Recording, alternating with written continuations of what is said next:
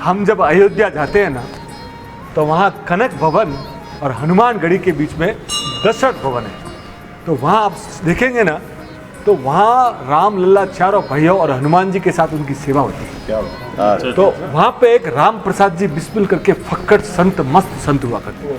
उस समय अयोध्या में इतनी आवाजाही नहीं थी, लोगों का इतना आना जाना नहीं था, पर जो भी आते थे भगवान को जो चढ़ावा चढ़ता था उसी में संतों का भोग लग जाता था, भगवान को भोग चढ़ाते थे और उनका काम हो जाता था।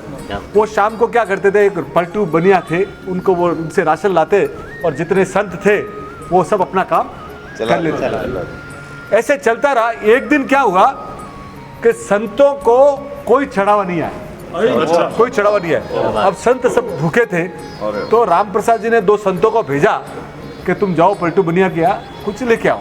तो पलटू बनिया के गया तो पलटू बनिया ने कहा कि भाई अपना व्यवहार जो है ना नकद का है, उधार का नहीं, आपके पास कुछ हो तो दो, नहीं तो। अब वो आए, अब राम प्रसाद जी तो फक्कड़ संत, पानी पिया, भगवान को भी पानी का भोग लगाया। उनके क्या था कि शयन आरती करने के बाद 1 घंटा भजन करते थे और रात को भूखे सो गए।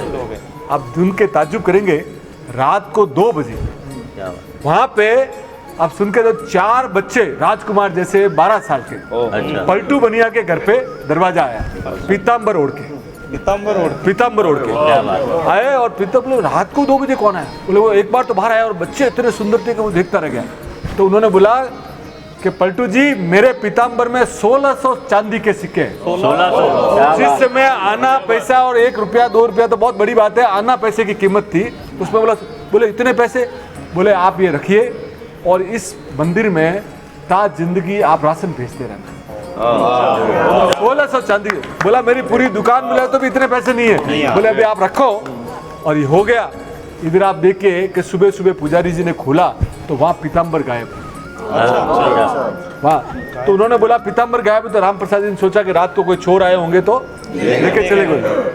इतने में तो 8 बजे देखते हैं कि गाड़ियां भर भर के राशन आ रहे हैं। तो राम प्रसाद जी आए कि बोले इतना पलटू जी? बोले मैं शर्मिंदा हूँ, कल मैं आपको मना कर दिया। बोले ऐसी कोई, पर रात को इतनी क्या जरूरत थी कि रात को 2 बजे आपने 1600 रुपये भेज दिए? बोले मैंने कहा भेजे? बोले कि पीताम्बर ओढ़े हुए 4 बच्चे आए थे। एकदम सन्नाटा। अंदर जाके देखते हैं कि पीताम्बर नहीं था और राम प्रसाद जी की आंखों में पानी चला। और वो पलटू जी को बोलने लगे, पलटू जी तुम धन्य हो गए कि तुम्हें परमात्मा का, त्रिभुवननाथ का दर्शन हो गया। और कहते हैं कि उसके बाद राम प्रसाद जी भाव ये लोग कि ये क्या हो गया करके, कि भक्तों की भूख को भगवान भी बर्दाश्त नहीं कर सकता। आप सोचिए पलटू बनिया ने जब ये सब सुना ना, उनको वैराग्य आ गया। और जो ये पलटू दास जी हुए ना, वही पलटू दास जी।